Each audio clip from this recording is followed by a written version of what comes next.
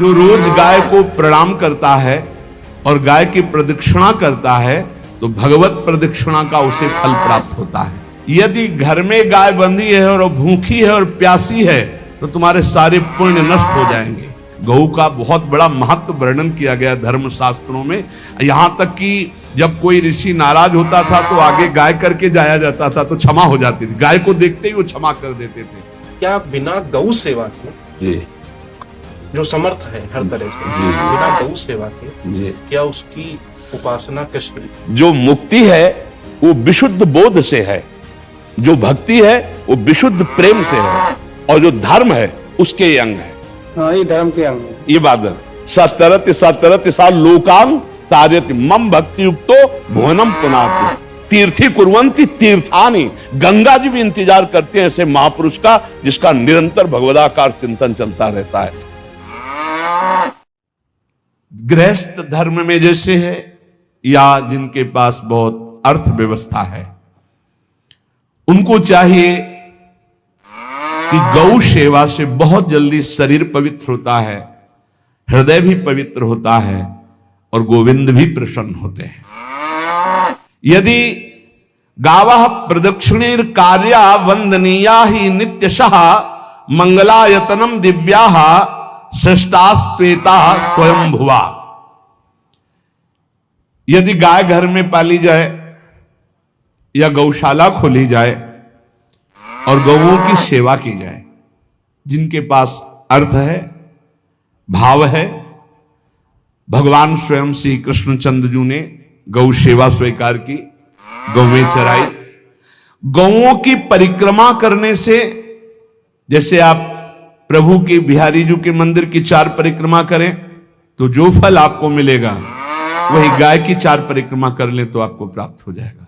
गौ की प्रदक्षिणा से, गावः प्रदक्षिणी कार्यावंदनीया ही नित्यशः, जो रोज गाय को प्रणाम करता है और गाय की प्रदक्षिणा करता है तो भगवत प्रदक्षिणा का उसे फल प्राप्त होता है।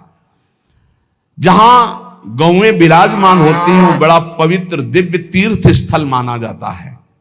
गौएं जहां विराजमान रहती, गौशाला में भजन करे तो कई गुना बढ़कर के प्राप्त होता है। स्वयं ब्रह्मा जी ने गौओं को दिव्य गुणों से विभूषित बनाया है। अप्यागाराणि विप्राणाम देवतायतनानि च यद गोमयेन शुद्ध्यन्तिम किम ब्रूमो हृदिकम ततः। गाय के गोबर से जहां लेपा जाता है वहां जिस देवता का आवाहन करोगे वही देवता आकर विराजमान हो जाएगा। अपवित्र भूमि में भी यदि गाय के गोबर का लेप कर दिया जाए तो परम पवित्र मानी जाती है। गाय बहुत पवित्र, जहां वो बैठती है, जहां वो मूत्र त्याग करती, गोबर त्याग करती, वो स्थान तीर्थ तुल्य पवित्र माना जाता है। भगवान जब गाय के पीछे पीछे चलते तो गोरज उड़कर उनके मस्तक पर विराजमान होती, उनके मुखार बिंद पर विराजमान होती। बाल गोविंद के अनिष्टों को दूर करने के लिए गाय के पूंछ को उनके ऊपर ऐसे झाड़ा देती थी मैया।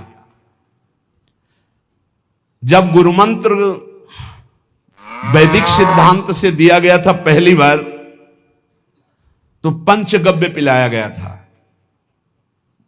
गोमूत्रम गोमयम क्षीरम दधि सर्पिस्तथैव च गवाम पंच पवित्राणि पुनन्ति सकलम जगत। कितना भी बड़ा पापी हो, अगर पंचगव्य पिलाया जाए तो वो वैदिक मंत्रों को स्वीकार करने लायक हो जाता है, पवित्र हो जाता है।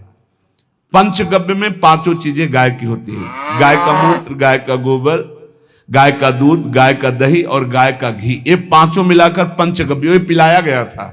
पहली बार जब वैदिक मंत्र दिया गया था तो पंचगव्य बनवाया था गुरुदेव भगवान ने संन्यास, और वो पिलाया था। ये पंचगव्य पिलाने से अपवित्रता का नाश होकर पवित्रता का संचार होता है। इसलिए धन्य है उनका जीवन जो गौ सेवा परायण है भगवत भाव से। गाय में साक्षात भगवान का भाव रखकर गौ सेवा करते हैं।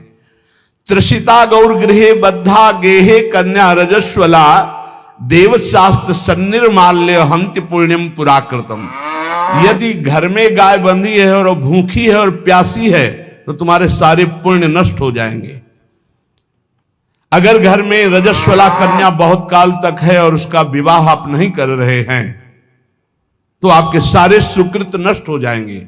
यदि घर में ठाकुर जी विराजमान हो, कर का पहनाया हुआ माला सुबह तुमने देख लिया तो तुम्हारे सारे पुण्य नष्ट हो जाएंगे, क्योंकि शयन कराते समय तुमने उतारा नहीं, अर्थात तुम सेवा में प्रमाद करते हो।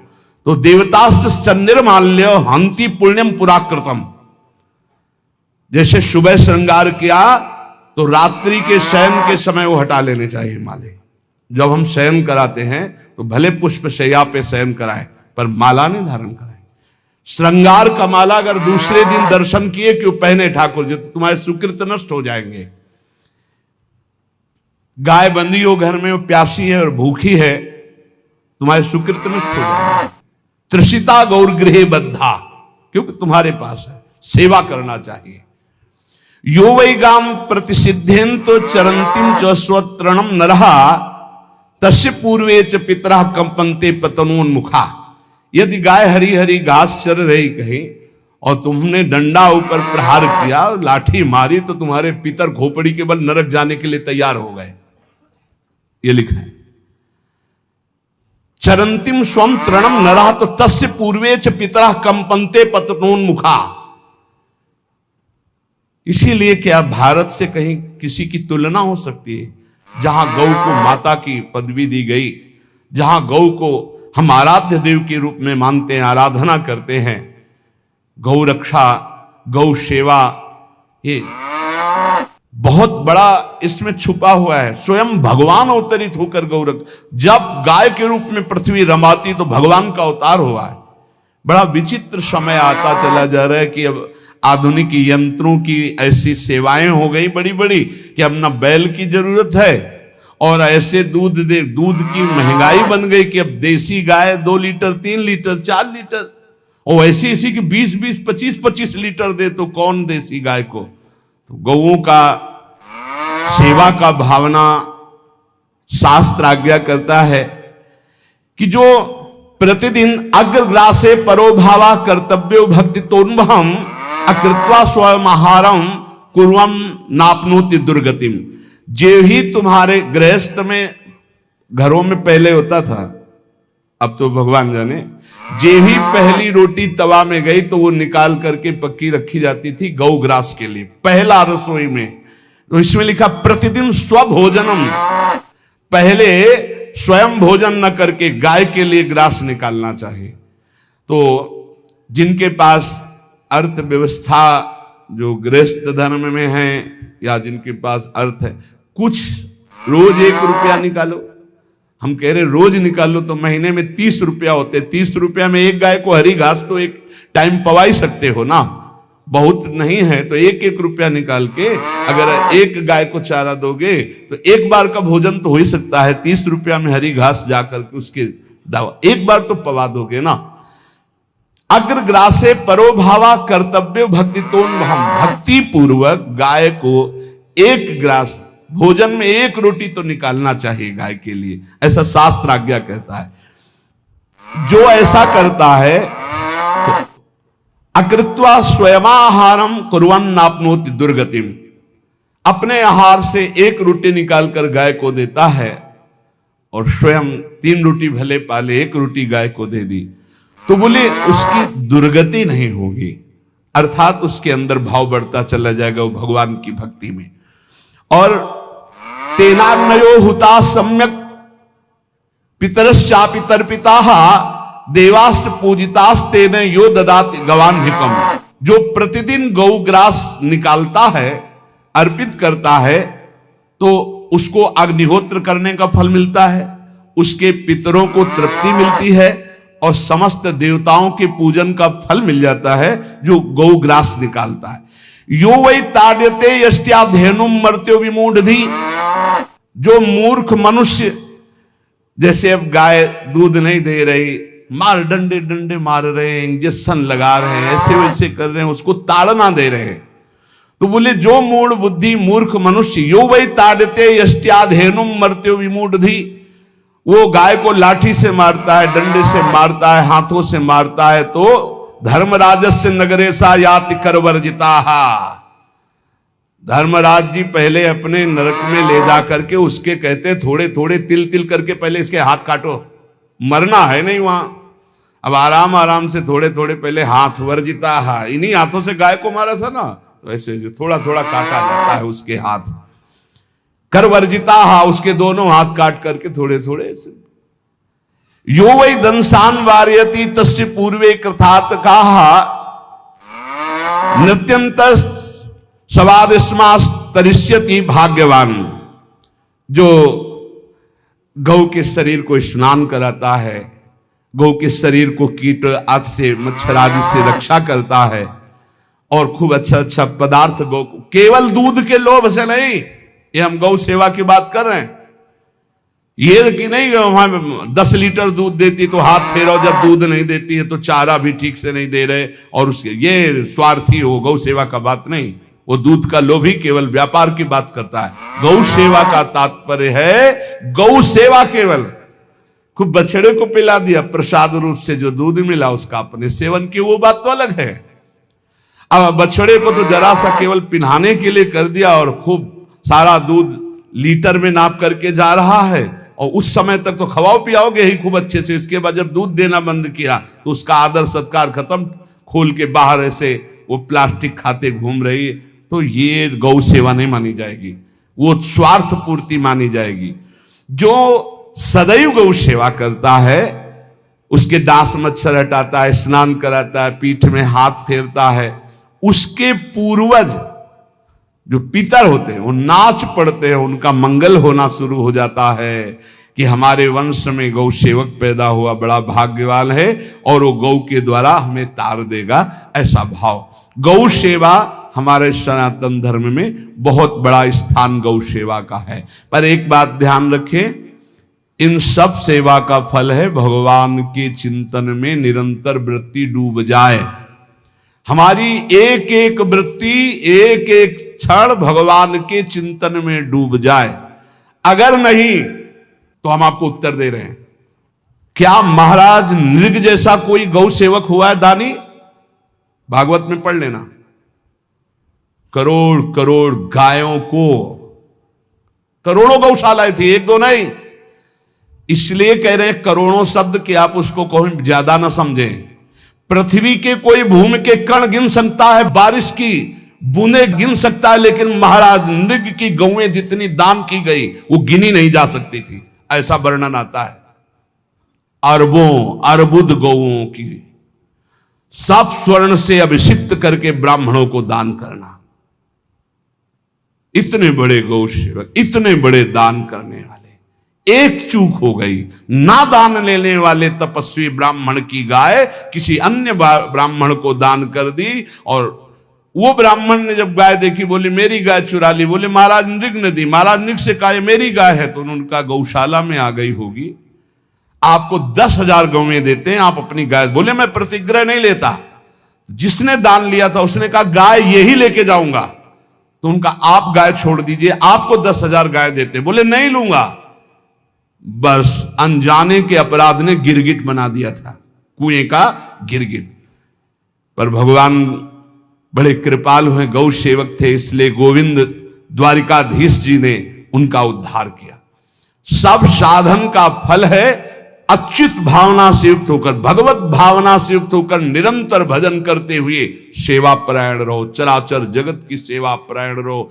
भजन करना ही सबसे बड़ा परम धर्म है। हम सब सेवाएं करें जगत की, लेकिन अंदर से राधा राधा राधा, गोविंद गोविंद गोविंद गोविंद, आनंद आ जाएगा। तन से सेवा करो, मन से भगवान के चिंतन, मामनुष्मर युद्ध से भगवान के चिंतन में रहो। सेवा और व्यापार में अंतर होता है। गौ सेवा के बहाने से धन का जो दान लेना है और उसका अपने में प्रयोग करना, मैं पितरों सहित नरक जाना है, लिख लो। गौ सेवा के बहाने से दान लेना और उसका अपने परिवार के सुख में पैसे का प्रयोग कर देना या अपनी वासनाओं की पूर्ति में लगा देना, आया गौ सेवा के लिए और आप प्रयोग कर रहे हैं गाड़ी घोड़ा नाना प्रकार के सांसारिक भोगों में, तो लिख लो पितर सहित तुम्हारे नरक जाएंगे, क्योंकि गौ सेवा के लिए आया है। गौ सेवा का धन सिर्फ गौ सेवा में ही लगना चाहिए। आप गौ सेवक है, दूध पान कीजिए, रोटी खा लीजिए, लेकिन गौ सेवा का अर्थ आप अपने वासनाओं की पूर्ति में, अपने मनोरंजन में या अपने मन के संकल्प भावना में नहीं पूरी कर सकते। गौ सेवा के लिए ही पूरी कीजिए। गौ के वास का निर्माण, गौ के भोजन की व्यवस्था, वो दूध दे ना दे, वो कैसी भी अवस्था में हो, उसकी सेवा परायणता, उसके लिए सेवक रखना, सेवकों को भी सुख प्रदान करना, लेकिन स्वयं कभी गौ के सेवा के लिए आए हुए धन का स्वयं के लिए भोग न करना और निरंतर भजन रखना, उसे परम पद की प्राप्ति हो जाएगी। इसलिए हमारे सनातन धर्म में गौ सेवा का विशेष महत्व है और इस महत्व को सबको स्वीकार करना चाहिए। यदि आप गौ पालन स्वयं नहीं कर सकते तो 4 लोग मिलकर के, क्योंकि आज जो गायों की व्यवस्था वो बड़ी दयनीय हो रही है। दयनीय इसलिए हो रही कि दूध की अधिकता के चाह रखने वाले भैंस रखते हैं या विदेशी गाय रखते हैं। अपनी भारतीय जो देसी गाय है वो उतना अधिक नहीं देती कि 40 लीटर 30 लीटर 25 लीटर, बहुत अधिक देगी तो 5 और 8 लीटर। देसी शुद्ध गाय अपनी जो है वो 8-10 लीटर, बहुत जब व्यवस्था हो। नहीं तो अपने गांव में तो देखा है 2-2.5-3 लीटर से ज्यादा नहीं देंगे, 1.5 लीटर इधर 1.5 लीटर उधर, या बहुत हुआ तो 2 लीटर 2 लीटर, पर वो स्वर्णिम दूध होता है। जो दूध की चाह रखने वाले जन थे अब वो गायों को नहीं रखते, देसी गायों को कोई बिरला ही रखता है। अब पहले बैलों की जरूरत होती थी, गाय बछड़ा दिया तो आनंद होता था कि किसानी के काम में। अब तो ट्रैक्टर है तो बैलों की जरूरत नहीं। अधिक दूध के लिए अरे अब तो पशुओं की जरूरत नहीं, केमिकल से दूध बन रहे हैं, टैंकर के टैंकर। तो फिर हमारी जो गायें हैं उनकी बड़ी दुर्दशा हो रही। तो हमें चाहिए कि जो गृहस्थ जन हैं, धनी मानी जन हैं, या जिनके पास शरीर व्यवस्था, बौद्धिक स्तर सेवा परायण, अर्थव्यवस्था, वो थोड़ा 4 गाय की व्यवस्था करके उनकी सेवा करें, क्योंकि हमारे सनातन धर्म का स्वरूप है। जहां मां पदवी दी गई है गांव को, गौ माता कहा गया है। गौ में समस्त देवता विराजमान है। गौ का बहुत बड़ा महत्व वर्णन किया गया धर्म शास्त्रों में। यहां तक कि जब कोई ऋषि नाराज होता था तो आगे गाय करके जाया जाता था तो क्षमा हो जाती थी। गाय को देखते ही वो क्षमा कर देते थे। बहुत महिमा वर्णन की गई है गौ की। इसलिए जिसको भी अगर नहीं अर्थव्यवस्था है तो एक रोटी तो निकाल सकते हो ना। तुम्हारी रसोई में रोटी बने तो पहली रोटी निकाल लो और आसपास जहां गाय बंधी हो तो उसको दे आओ जाकर, तो कम से कम धर्म का पालन हो जाएगा, गौ सेवा बन जाएगी। तो गौ सेवा, चराचर जगत की सेवा, भगवत सेवा, सबका फल है। फिर प्रारंभ में आ जाइए स्मृति। योगी हो तो चित्त की वृत्ति का निरोध करके परमात्माकार, ज्ञानी है तो चित्त वृत्ति का लय करके स्वरूप स्थित, भक्त है तो एक एक वृत्ति सावई मन कृष्ण पदार विंदयो। भगवान के चरण में, भगवान के नाम में, भगवान के रूप में, भगवान की लीलाओं में स्मृति अगर नहीं तो सब साधन अधूरा, और स्मृति तो हर साधन पूरा। इसलिए एक बार कमर कस लो, चाहे जगत की सेवा करो, चाहे जिस कार्य में लगे हो, तुम्हारी स्मृति प्रभु में लगी हो। स्मृति के बिना हम जीवन का कोई महत्व नहीं समझते। स्मृति विहीन जीवन सब व्यर्थ। इसीलिए उन परमहंसों के चरणों में स्वयं भगवान चरण रज लेने के लिए पीछे डोलते हैं, जो निरपेक्षम मुनिम शांतम निर्वैरम समदर्शनम अनुब्रजाम्यहम नित्यम पुयत्यंगुरेण भी। ना कोई प्रतिज्ञा, ना कोई चाह, ना कोई इच्छा, निरंतर भगवदाकार वृत्ति, निरपेक्षम मननशील, द्वंद्व विमुक्ता, जो शांत हैं, जो किसी से वैर नहीं रखते, भगवदाकार वृत्ति, उसी मार्ग के आप पथिक है। सर्वतो भावेन, अपने मन को समेट लो धर्म और कर्म दोनों से, और साब त्यज लोक धर्मान, और परम धर्म का सेवन करते हुए समस्त चराचर जगत को भगवत स्वरूप निरखते हुए इसी जन्म में परम पद को प्राप्त हो जाओ। सत्संग का सार हमारा शरीर है, इससे सेवाएं बने। हमारा मन है, इससे चिंतन बने। हमारी वाणी है, इससे लीला गुण का गायन करें। और हम स्वयं परमात्म अंश हैं, परमात्म स्वरूप है, ऐसी ठसक बनी रहे, जीवन मुक्त ही हो। स्वार्थ को लेकर किया गया धर्म रंग नहीं लाता। निष्काम किया हुआ छोटा सा भी धर्म परमार्थ की ऊंचाई पर चढ़ा देगा। ध्यान रखना, परमार्थ की ऊंचाई पर चढ़ा देगा। इसलिए निष्कामता सब सोहित, निष्कामति। श्री वृंदावन विश्राम श्री राधा वल्लभ लाल को हृदय ध्यान मुख नाम। महाराज जी बस जी क्या बिना गौ सेवा के जी जो समर्थ है हर तरह से, जी जी बिना गौ सेवा के जी क्या उसकी उपासना कृष्ण उपासना चित्त की वृत्ति का निरंतर भगवदाकार करना, यही एक उद्देश्य है।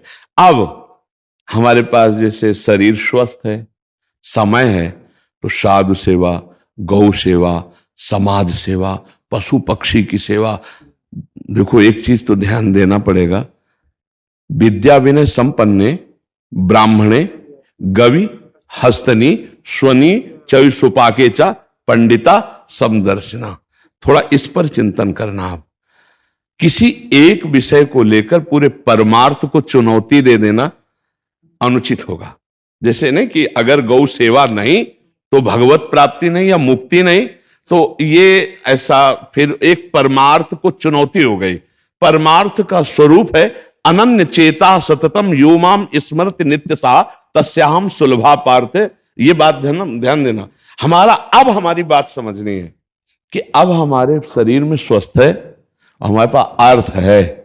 अब हम अपने धर्म की जो अंग हैं हम उनका पोषण करते हैं। जैसे मंदिर बना देना, भगवान की श्री विग्रह की अर्चा विग्रह की सेवा की व्यवस्था कर देना। हाँ, और बहुत सी औषधियां की व्यवस्था करके रोगियों को औषधि देना, गाय की सेवा करना, अन्य पशु पक्षियों की सेवा करना, ये सब भगवत सेवा का अंग है। लेकिन इसके बिना भगवत प्राप्ति होगी ऐसा नहीं है।